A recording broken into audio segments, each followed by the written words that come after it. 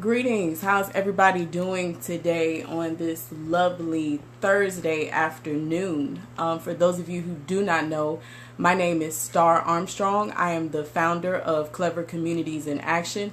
I am an advocate for the Black community, and I am also a Black woman raised by a single father from the ages of 12 to adulthood. If you've been following this week, I've been doing a Conversations with Fathers series here on Facebook, in which I've been speaking to Black men who are fathers with various fatherhood experiences, different relationships with their fathers, different marital statuses, different amounts of children, just running the gamut of experiences of fatherhood.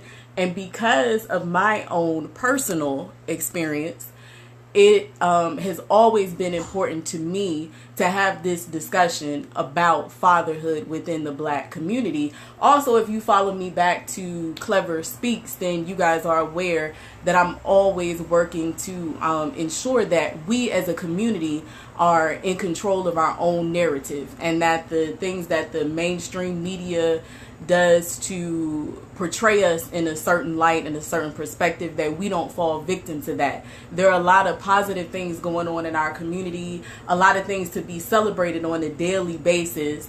And unfortunately, when we relying on other sources of media, we begin to believe the hype. So Father's Day is coming up on Sunday. And of course, we don't relegate celebrating our fathers to one day. We don't relegate celebrating our mothers or any of the great things happening in our community to one day. But because it's Father's Day leading up, we're having these conversations with fathers. And today we're going to have Wise Intelligent of Poor Righteous Teachers. I think he is ready to join me right now. Okay, that was sometime. Peace. How you doing, Wise? I think Facebook is doing this little magic, so you're about to get up here. Okay, it says you declined it. I'm going to try this again. I need you to accept it, not decline it. Come through, Facebook.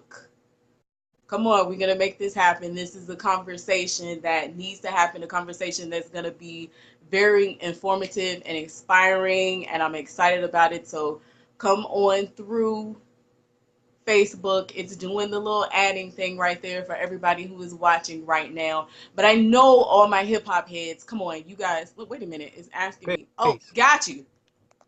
Okay. Yes, there it is. It worked out. Peace. How are you doing today? I'm doing good, despite the fact that I'm technologically challenged and anything. I'm here. No problem. You got up here pretty fast. You did a great job. Yeah. Yes. All right.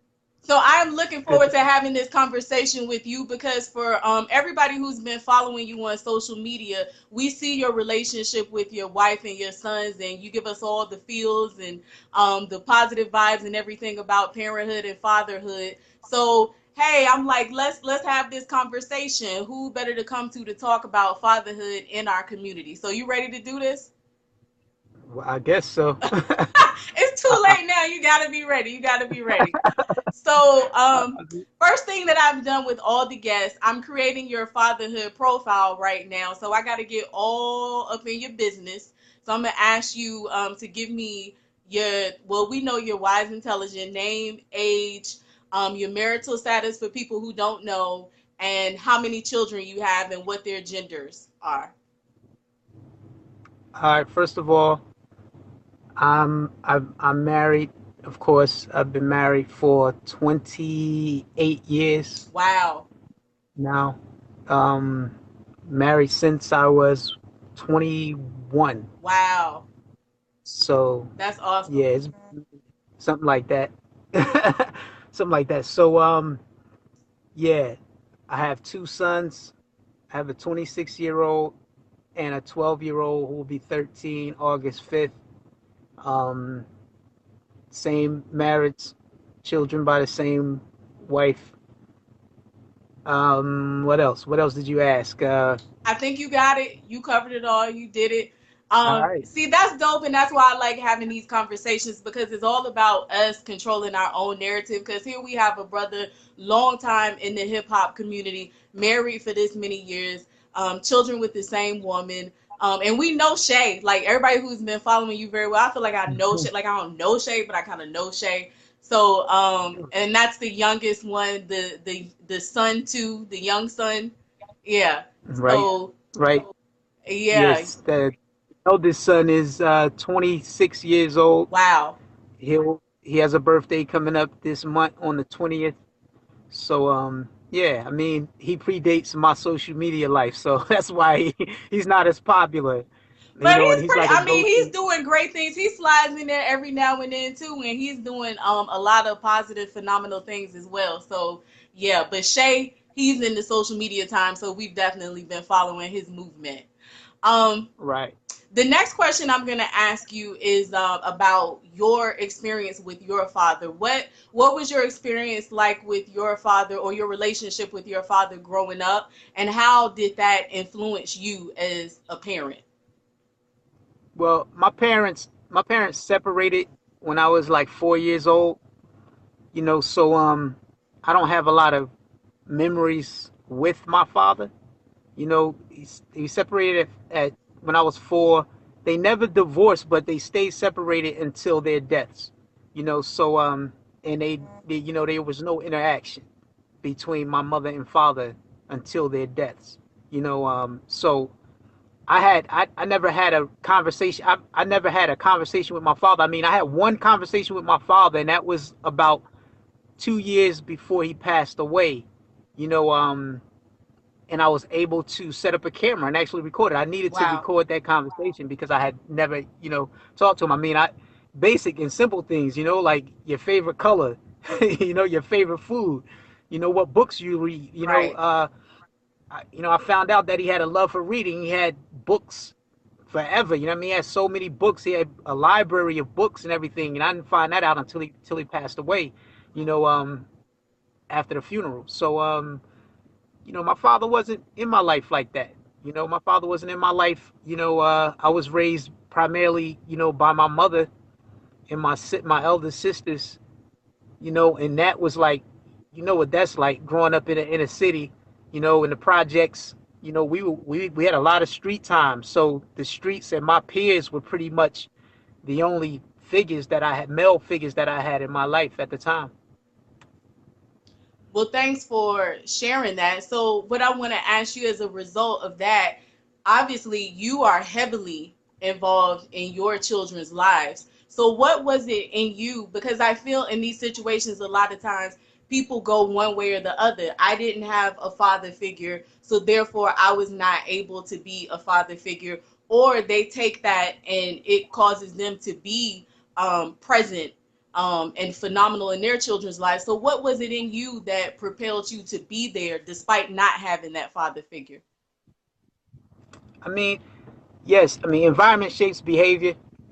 So yes, not having a father around can influence you in positive or negative ways. However, that's going to depend on how you're oriented psychologically in that environment. You know, before getting knowledge of self, I mean, that's the nation of gods and earths. That kind of awoke in me. That woke me up to the the environment. You know what I mean? It let me understand the environment that we were in, what was necessary, what was needed, how I got to be where I was, and how we as a people got to be where we were. So asking yourself certain existential questions will put you in a position where you have a point of reference. You have a different point of reference, a different set of point of references by which to interpret the reality that you're experiencing. So people respond differently based on how they interpret themselves in the reality that they're in. So you can have two people in the same predicament, Yeah, but you'll have two completely contrasting outcomes because right. of how they view themselves in the moment or in the experience. You know what I mean? And that's what happens a lot of times. Like for example, you know, we were in a lot of trouble as youth. We were in a lot of trouble. We were in youth detention centers. I've lived in a homeless shelter. You know, we were wilding. We were wilding as young brothers in the inner city. Until we got knowledge of self. Until I got knowledge of self. But my brothers were in the same predicament, and my sisters were in the same predicament. However, some of us came to a certain knowledge of self and start to see ourselves differently in the experience and changed, and started making different decisions, while some of us didn't. So you have children from the same mother and father going sharing an experience, but having two and three and four and five completely contrasting results based on how they begin to see themselves in the experience. I mean, I have brothers who have spent, years in prison, and I have sisters. My sister's a maternal fetal medicine physician. I mean, there's only like 7,500 of them in the country, Wow. and you know, uh, and she had the same experiences. So it's all about how you interpret yourself in that reality, but that interpretation will be based on your perception, you know, and whatever controls your perception a lot of times will determine how you respond to the situation. So developing your own perspective on the reality is important. True, true. You dropped a lot of jewels right there. Definitely, no doubt, because we've all seen what you said play out. Definitely. So next I want to know, as far as being a father, what are some of the most challenging aspects of fatherhood that you have experienced?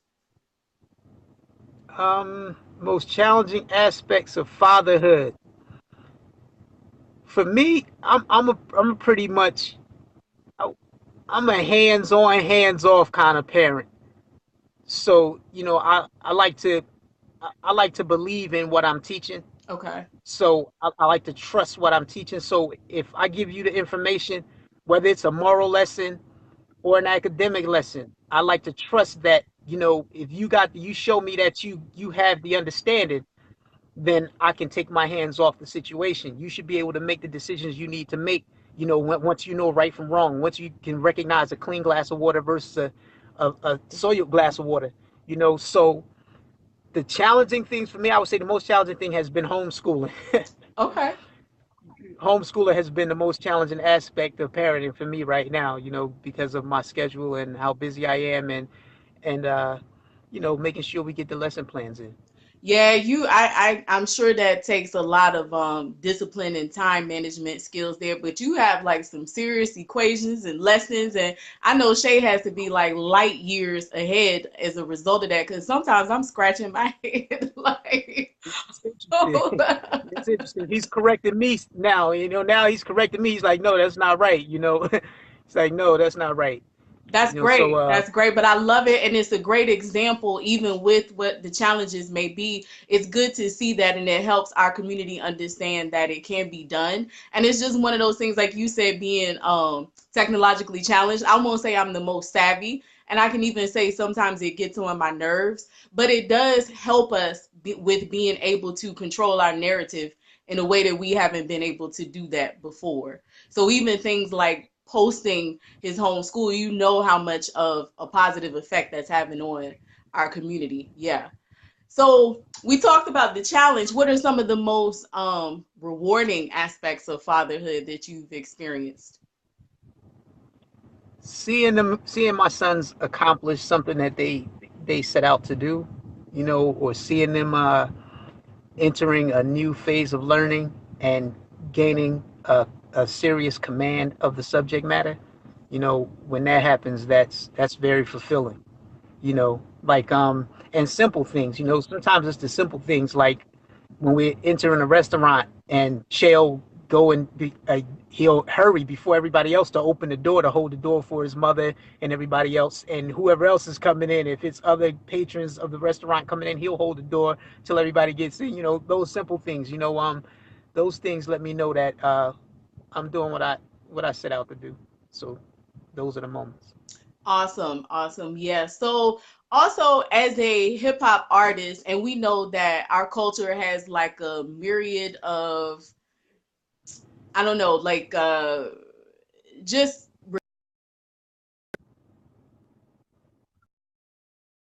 hold on a second. I put I thought my phone was on do not disturb, but it was not, so I had a call coming in. But the culture has a lot of different aspects to it. And you've been in the culture, like actively in the culture for some time now. Has hip hop had an influence on you as a father in any type of way? Oh yes, I'm a hip hop dad. I mean, I'm a hip hop dad. I mean, I rap lesson plans. I rap what's gonna be for breakfast and what's gonna be for dinner. I mean, we have rhyme battles around the house, just or general principle, So yes, hip hop has influenced everything that I do, in a lot of ways. I like the fact that hip hop allows us to be ourselves in whatever we're doing, whether it's business, whether it's learning. We can get past traditional structures through hip hop. Hip hop has always, shunned the traditional power structure and created its own platforms and way of manifesting itself. So that's the thing that has influenced me as a father. The curriculum is how we dress. The curriculum is the music we listen to. The curriculum is the culture. The culture is the curriculum, and that's how we like to function. So yes, hip hop influenced me greatly as a father. It goes without saying for me. Right. And so we in the culture understand that, but I feel, I have a wide spectrum of people who follow me on Facebook. So I think it's good to hear that, because when you're a part of the culture, you understand that. I feel everything that you're saying, but I think it's good for other people to be able to hear, because sometimes our older parts of the community or whatever may think that hip hop is all negative, or that it can't have any positivity to it. But I totally get what you're saying, and I think that's a really great light to shed about how hip hop, and just like you said, is us, and the rebellion in it, the dress code, the way we do things. So yeah, I'm definitely feeling that. Does Shay spit? Che freestyle every now and then. Okay. He'll freestyle every now and then. He Millie rock a lot. Okay. I mean, he Millie rock. We be Millie rocking around the house or whatever. So it's all good. But again, it's perception though. People's the old head. The perception of hip hop is a created perception created by those who control the social machinery for mass public opinion manipulation. So major corporations, major radio, major television, the major corporations are controlling the perception of many people. So hip hop is only negative in the context of mainstream platforms. So if you're getting your cues on what hip hop is or isn't from mainstream, of course you're going to have a negative perception of hip hop, just like you have a negative perception of black Black people in people. general. Yeah.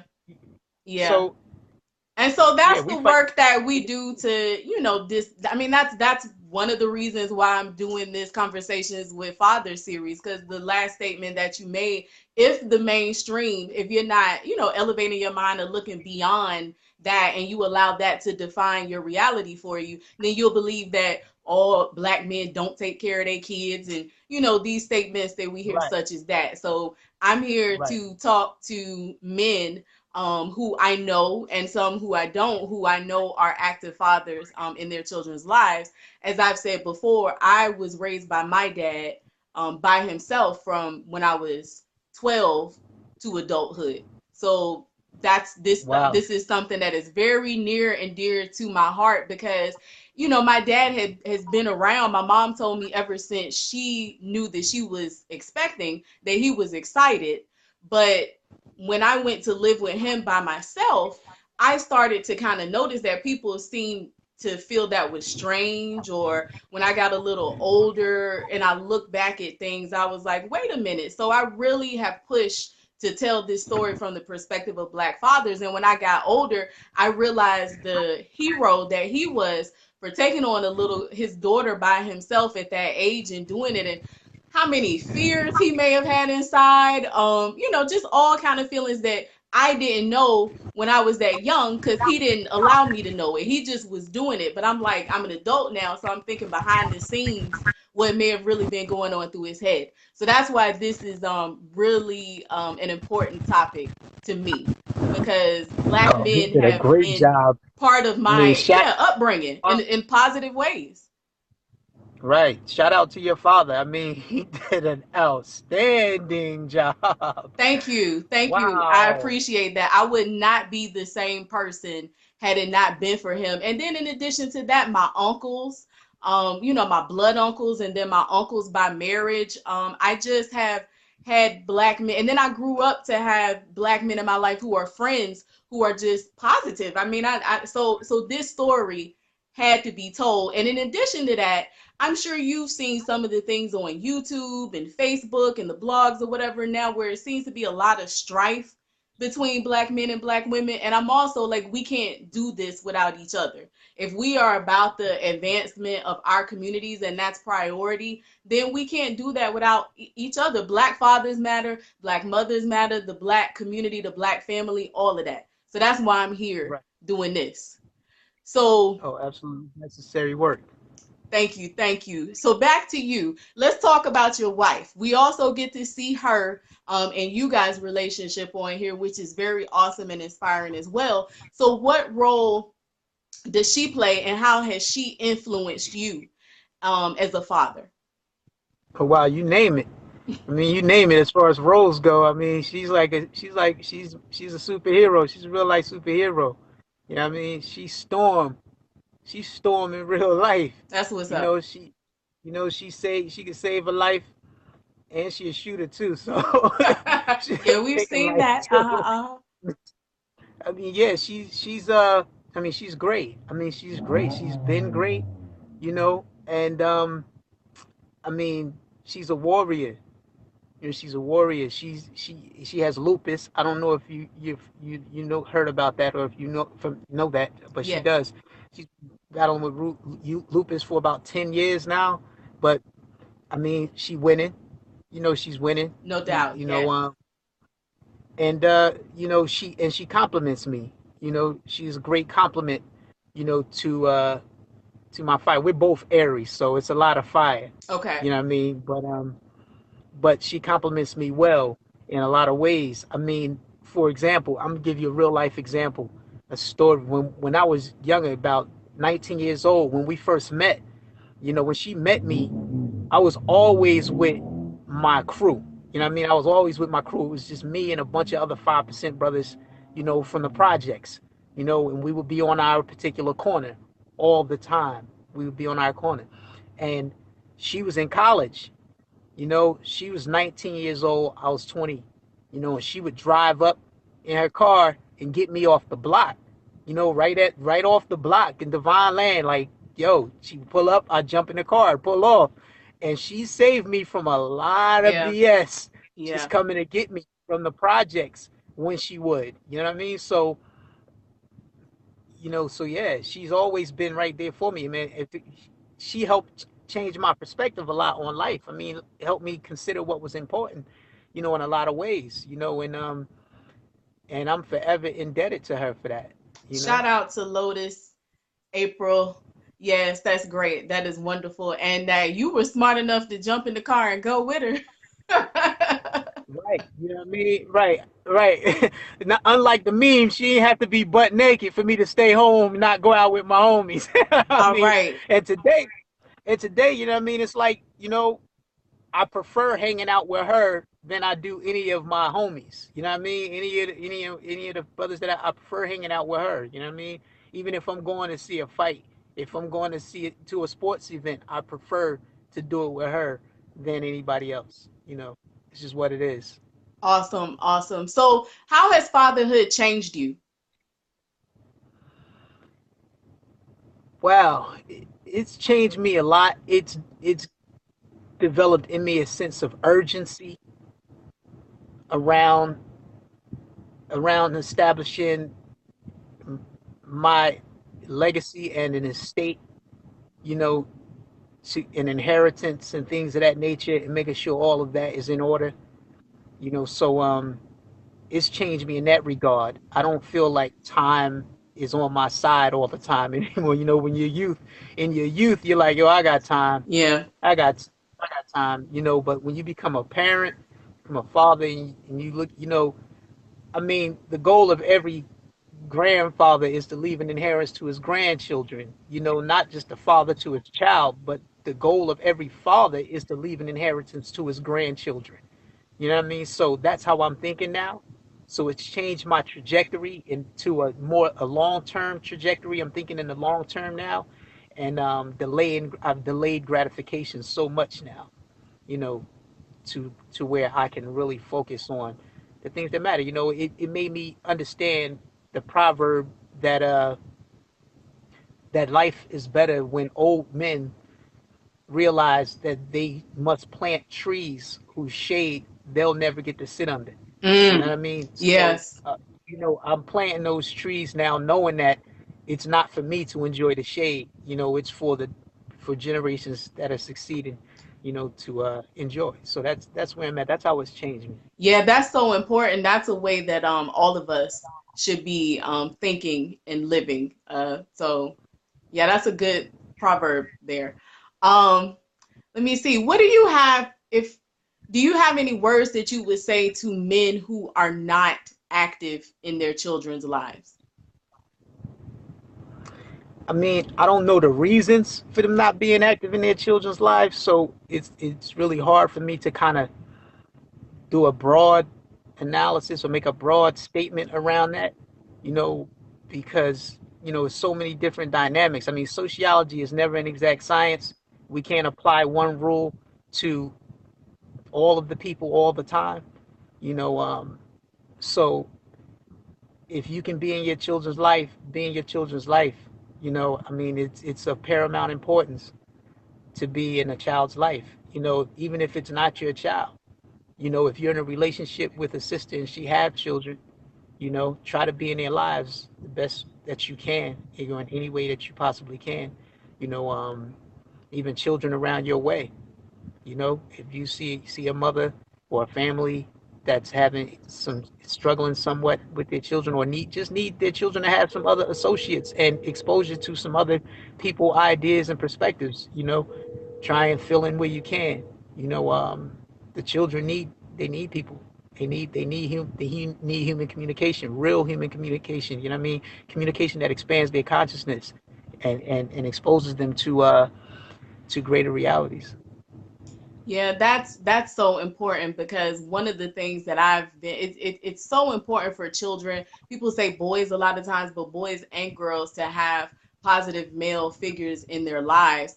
I've been pushing for years to get black male mentors within my program. So yes, please fill in definitely with your own children, but also in the community. The black male presence is definitely needed. The society at large, we say that the mainstream tries to say something different, but everybody, we all have to understand that as men and women, the black male presence is definitely needed in our community. So don't dim your light and don't think that because you're not balling out of control or this, that, or the third, that your presence is not important to the building and strengthening of our community. So definitely that.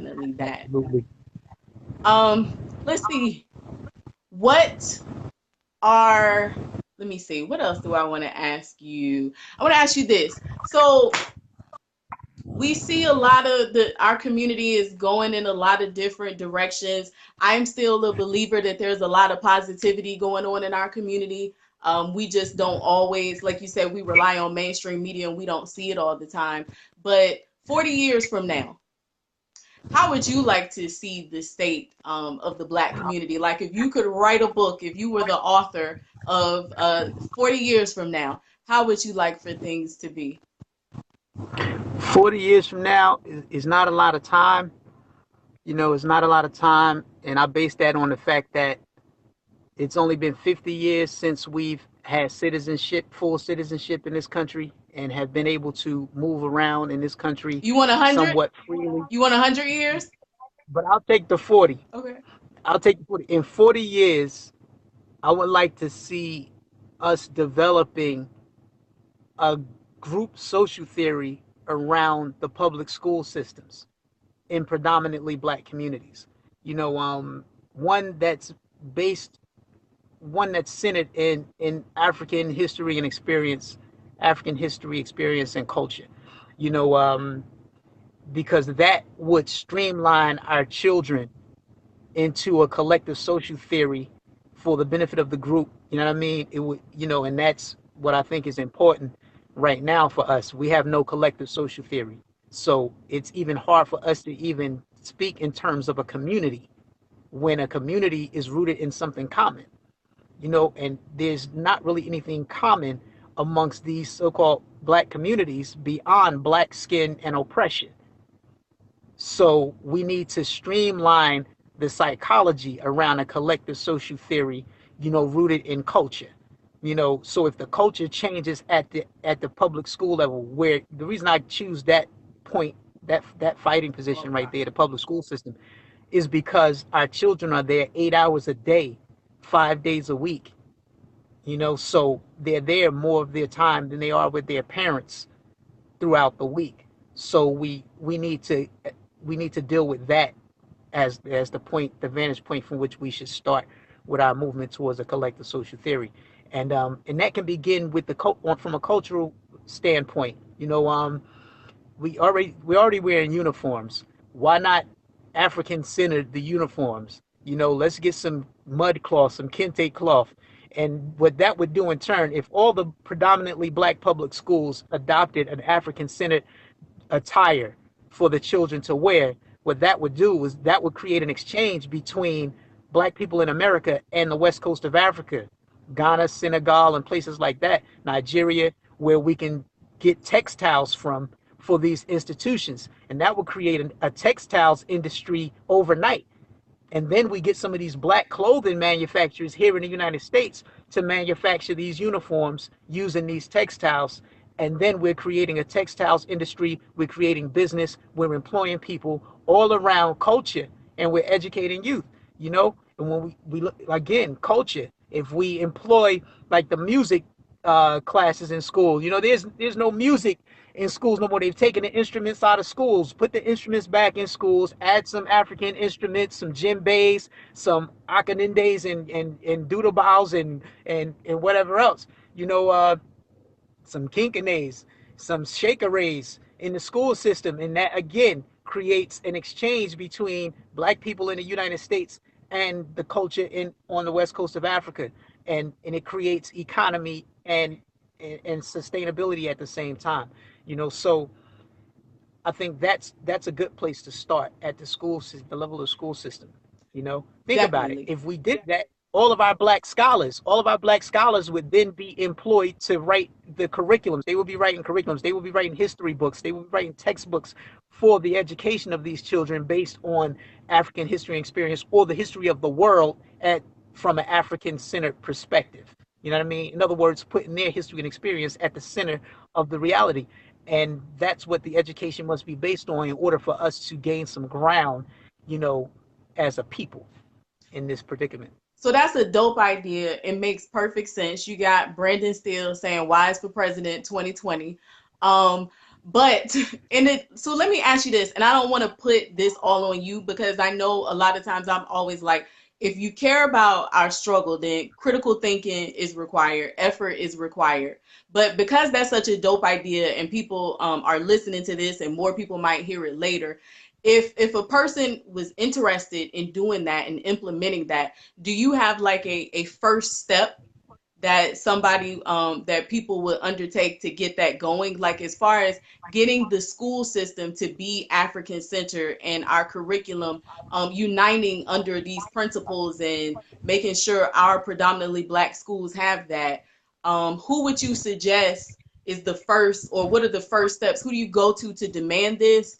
What do the people have to get together in order to implement this? Right. That's a good question.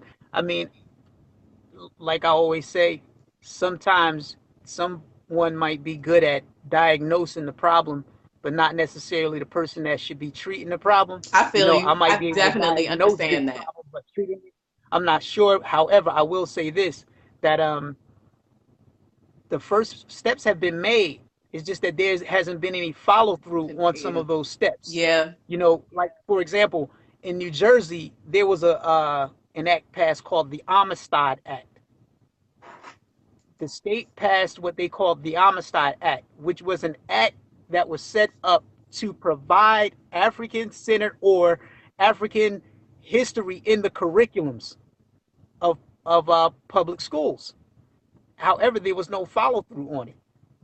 So the black superintendents need to be questioned or changed. So, because this the Amistad Act existed, and we could have used that to pivot from. We could have pivot on that particular act to infuse African centered education in the curriculum under that premise.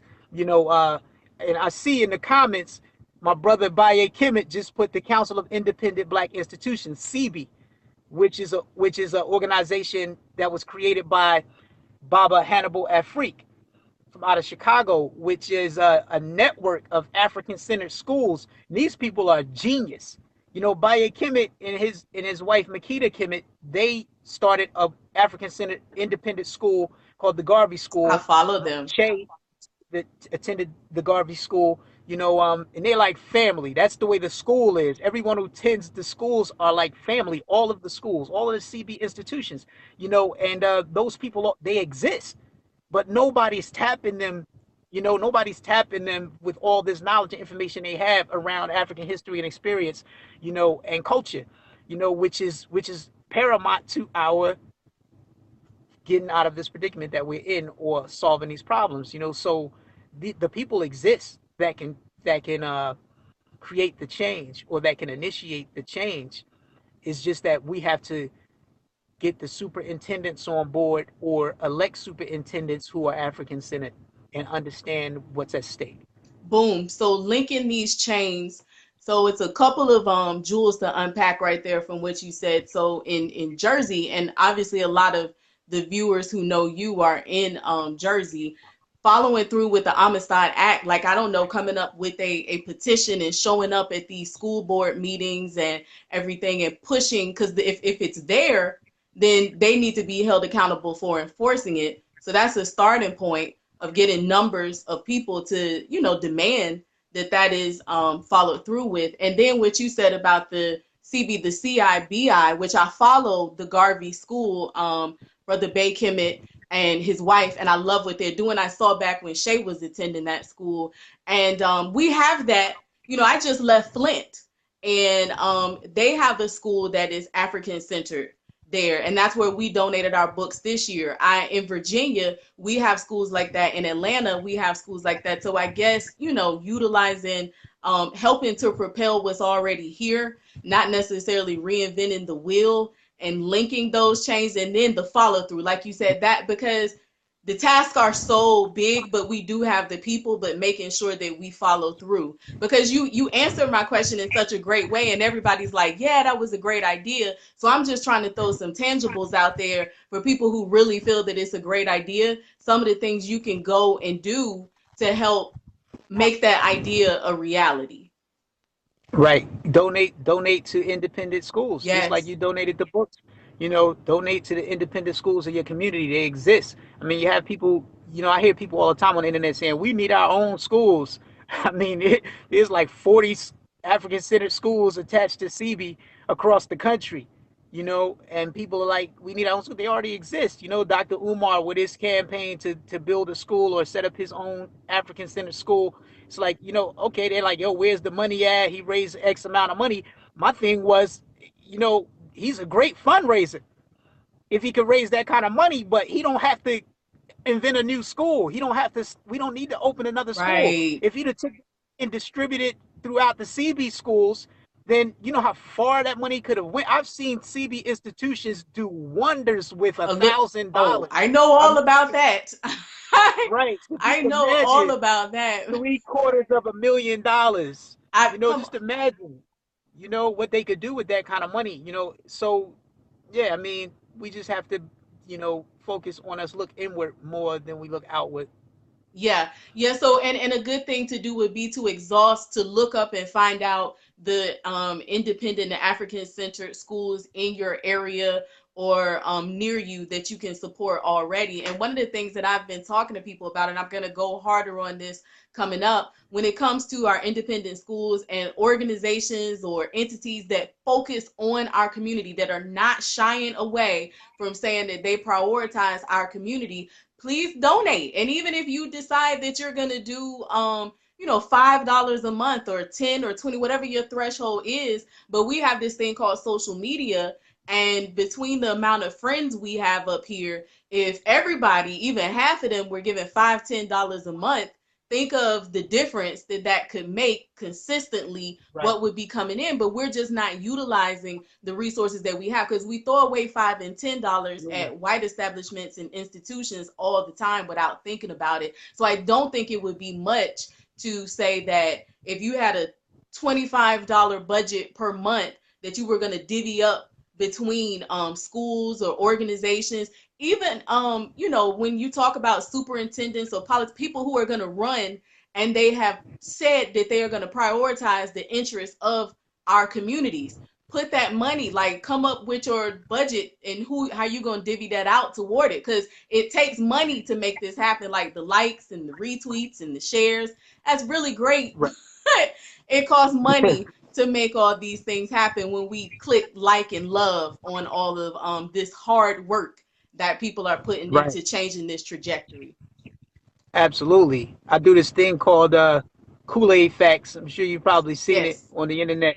And one of the recent Kool-Aid Facts was where I posed that same reality. I said, if, take the 5%, the Nation of God's a nurse, for example. If you're a member of the Nation of God's a nurse, I know there's like 100,000 proclaimed 5%ers in the United States. Whether you calling it NGE or a law's 5%, there's like 100,000 people with the names, with the lessons, and the peace, God, peace, earth psychology. Right. $1 a month One. from 100,000 people. What? $1 a piece. That's $100,000 a month. $1.2 million a year. You can create and build any kind of institutions you want with that kind of capital, with so little people just pooling those resources. $1 though, if I see homeless people all the time, and I give them $2, $3, $5, $10, whatever's in my pocket. Sometimes I give it to them. $1 a month. Heads, we don't even got to talk about trust. Then people be like, "Oh, what about trust?" A $1 dollar. though, A a dollar. dollar. You talking about trust around $1? Right. $1 a month. I will give you $12 for the year right now, Right out of now. my pocket, Right now. and not even ask you. I don't care if you go and buy a yacht with that money. I don't care if you take that $12 and buy yourself some new Jordans. I do not care. It's $12. I'm not sweating you about trust over $1 a month. It's not going to happen.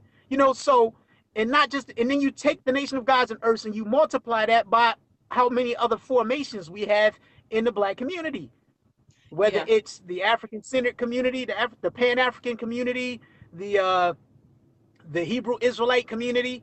You have all these communities. If they just focus on just the members in your community, give up $1 a month. I say Nation of every Islam, community, a all dollar of a our month. communities, even the black church, like that indictment needs to Right, be there. Like all the members, $1. Like, okay, right. so do your The Black tithe church to is the the point church, of but reference. then take a Right. dollar and put it toward our communities. And like you said, it's no sweat. But Absolutely. even if you are concerned about the integrity of where your dollar is going, we just said it's a whole bunch of organizations and things going on that you see the work. You got people that are showing the Absolutely. work, so you don't even have to feel funny if you give it Right. to these institutions that we're talking about, CB, other independent schools, Clever Communities in Action, in my area, Black Brand, Wear Black Biz. Like, these people show their work, so you don't even have to feel funny about giving away that dollar. So we have to like eliminate the excuses and kind of understand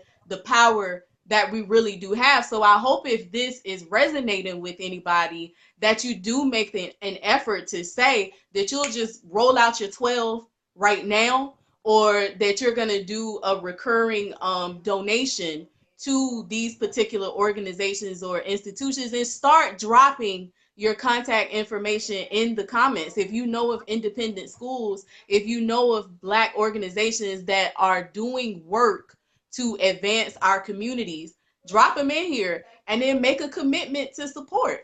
And then you can pop your collar, your chest, and everything, and because it helps. Like, it helps. It really does help. Absolutely. It's compound interest. People don't understand. It's like compound interest. It might look like a small amount, but when it's a lot of people involved and all of us getting involved, it adds up and it goes a long way. It's a lesson. That compound interest thing is important. That's something that I teach Che all the time. And my eldest son, like for example, I asked Che if I offered to if him to a job to work for me, and I offered to pay him $1 a day for 30 days, or I would give him a penny that doubled every day for 30 days. Which one would he take? The first impression is to take the dollar a day. $30. I'm gonna get $1 a day. That's more than a penny. But if that penny is doubling, when you do the math on that penny doubling every day, 1 penny, 2 penny, 4 pennies, 8 pennies, by end of 30 days, you're gonna have over $2 million. Think about that.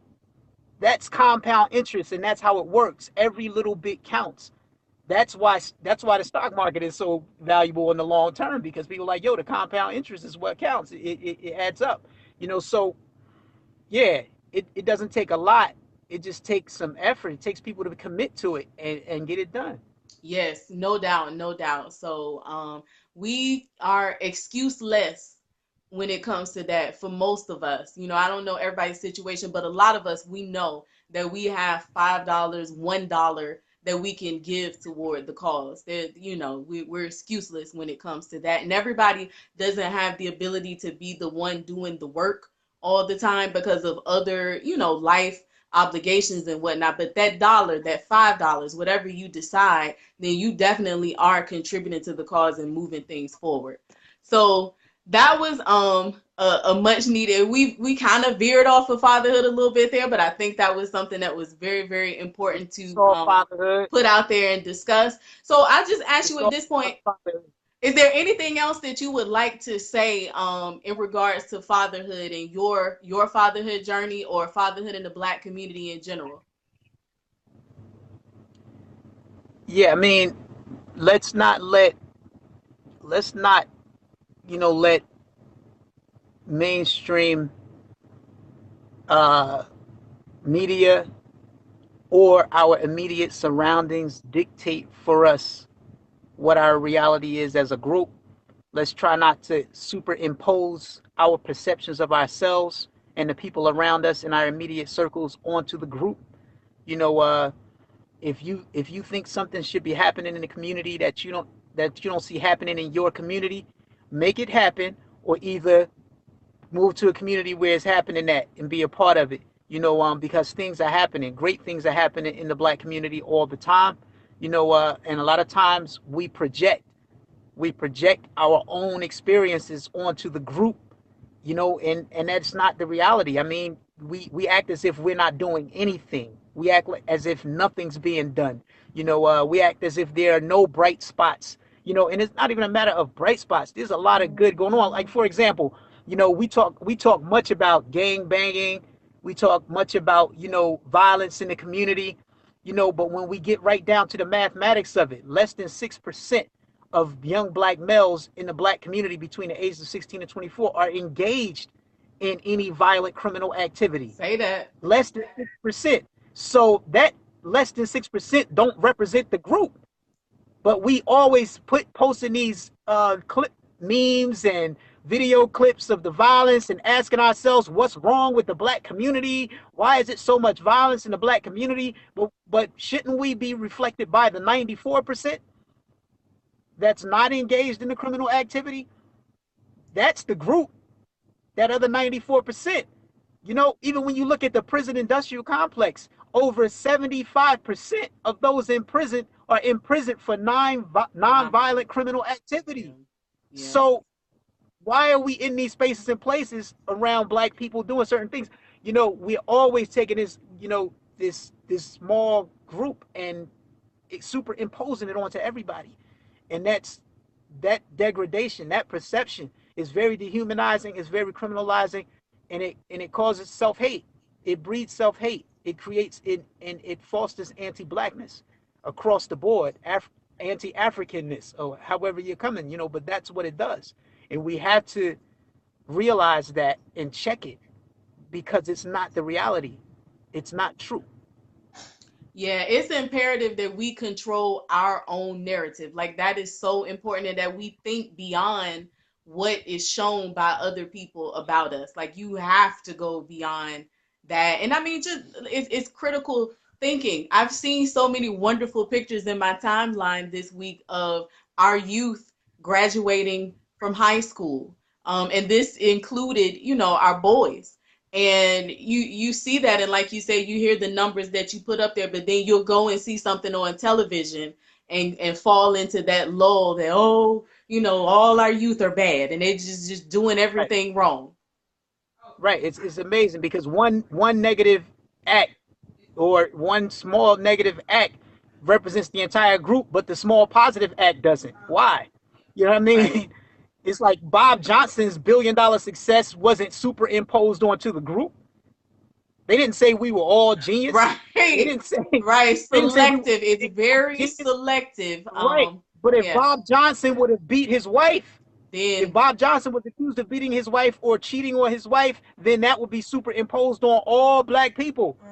Black men are just negative and this is what they're into, or something negative that, like, they post the pictures, the clips all the time of unseemly behavior acted out by black women, and they superimpose it onto all black women. I'm like, yo, wait a minute, that can't be the case, but we be in these spaces and places all the time where we take the negative behavior and superimpose it onto the group, but the positive behavior, we keep that contracted to the individual, and that's kind of whack to me, But yeah, last words in terms of fatherhood. I mean, to get really deep into fatherhood and black men and their children, we can't have conversations, fully in depth conversations about fatherhood, without having conversations about the black man woman relationship. right. In terms of intimate space and relationships in that way. And we need space to talk about that, and I mean, and talk about it and intellectualize it. Right. Outside of our emotions. And whatever our experiences have been with a man, black man or a black woman, because we do that too. We'll superimpose our relationship Yeah. experience with a man or a woman onto the group, when that might have just been hey, that's your experience. So we have to deal with that too. We have to get into that conversation. We need to have that conversation, and that's a whole plethora of conditionings and psychological profiles It's around that one thing. So, it's a but that's lot. It's a yeah, we have conversation that I'm looking at doing next. It actually would have to be a series because there's no no, way that it could just be there's definitely no way to do one. it in 40 minutes to an hour. Yeah, it's it's impossible to get in. I mean, even a series, because it's a lifetime work. It's a lifetime of work. It's something that has to be sustained. It has to be a sustainable conversation because the conversation helps people respond to the reality. So we have to keep that conversation going. In a positive direction. But that's what we're gonna have to do. We're gonna have to deal with that because first and foremost, you know, we're under the perception that there's only one relationship construct. There's only one family construct that's viable and acceptable under whose value system, you know? So the black man, black woman relationship is being interpreted within the context of European relationship and marital values, which we're gonna lose by default. We're gonna lose in that paradigm by default. So we have to understand that we're functioning within Judeo-Christian European marital construct all the time, and it's being enforced on everybody. We grew up with that reality. So it's our conditioning, it's what we believe. Those are the values. So until we address those values and their shortcomings, we're gonna have a hard time moving forward in relationships with each other because we're stuck on these European values and we're trying to enforce an impossible paradigm on people.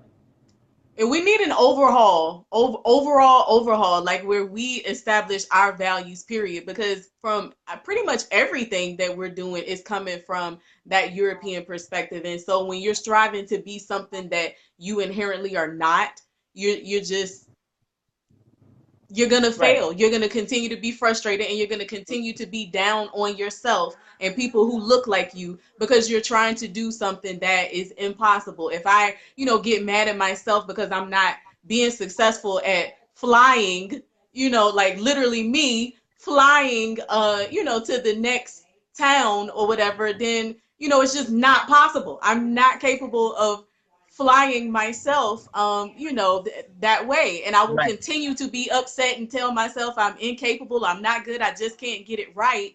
So I have to, okay, Star, so what are ways that you can get there? What the way that I get there, make that realization. So we have to redefine and overhaul, and set our own values and standards for ourselves, period. And it starts in the home. So having this conversation as, the mother, the father, having it with our children and our family members and everything, it starts right there. So, but thank you Absolutely. so much for taking the time out to have this conversation. Before we go, what are you up to right now? What projects are you working on? Where can we find that? I have a the fifth period in my 7 CD box set called Back to School coming out soon. It's called Ponzi. I'm looking to release it the end of next month. I may push it back to August because I got so many other things going on. Um, One thing in particular, the Boss Up entrepreneurship programs that we're launching through the Rap Snacks Foundation, which I am the president of. I'm the president and executive director of the Rap Snacks Foundation, So what's up? which is spearheading a lot of community initiatives to empower youth in the community through entrepreneurship and business development. That's great. Control the product, control the culture. Yes. And that's what we're pushing through Rap Snacks right now. So that's been consuming a lot of my time. And of course, I'm homeschooling, being a parent, and a husband. And That's a that's where lot. I'm That's at. a full plate. That's a couple of full plates right there. So we're looking for, oh, there he is. Shay, what's up? Oh my gosh. I've seen you from a little one, and now you're like, what did you say? He's 12? Yeah. Wow. Yes, yes. My pleasure to meet you, young man. That's Boxing gym awesome. right now. We're at the boxing gym. He just ran out here on his break. Okay. All right. So he's in there getting it in. That's what's up. Well, thank you, Wise. And thank you everybody for tuning in. You can find out a little more about my movement at clevercommunities.org. And definitely continue to follow Wise to find out when he's dropping his good music on us and support what he has going on. Keep dropping the things in this comment section about what we were talking about, different schools and organizations that can be supported. And this, you can go back on my page and find the other fathers I've interviewed starting Monday. It's 8 fathers in this series. I have one more tonight at 6:30 p.m. So check those out and see what those men had to say. And again, thank you, Wise, for giving us your fatherhood journey perspective and all your insight as a father and a father in the hip hop community and all that good stuff. Thanks for having me. You're welcome anytime. You know what I mean? Appreciate it. Let's keep. All All right. right. Y'all take it Peace. easy. Peace.